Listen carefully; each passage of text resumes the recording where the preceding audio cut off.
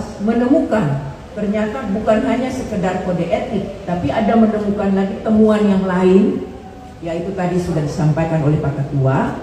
Dewas temukan pungli di rutan KPK, 4 miliar bisa berkembang lagi. Dewan Pengawas Komisi Pemberantasan Korupsi, Dewas KPK, mengungkapkan ada dugaan tindakan pungutan liar pungli di lingkungan pejabat rumah tahanan negara rutan KPK. Para pejabat rutan KPK itu diduga menerima pungli dari para tahanan Komisi Anti Korupsi.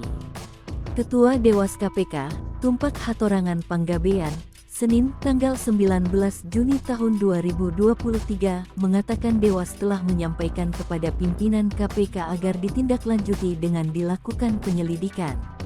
Menurutnya, temuan ini merupakan bentuk tindak pidana.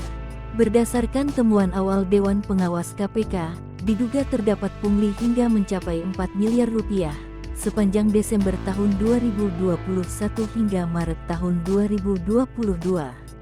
Anggota Dewas KPK, Albertina Ho, menilai jumlah tersebut bisa saja berkembang lagi.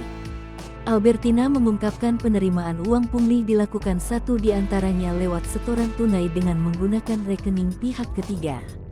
Albertina mengatakan, pihaknya telah menyerahkan kepada KPK pada Selasa, tanggal 16 Mei tahun 2023, untuk menindaklanjuti pidananya.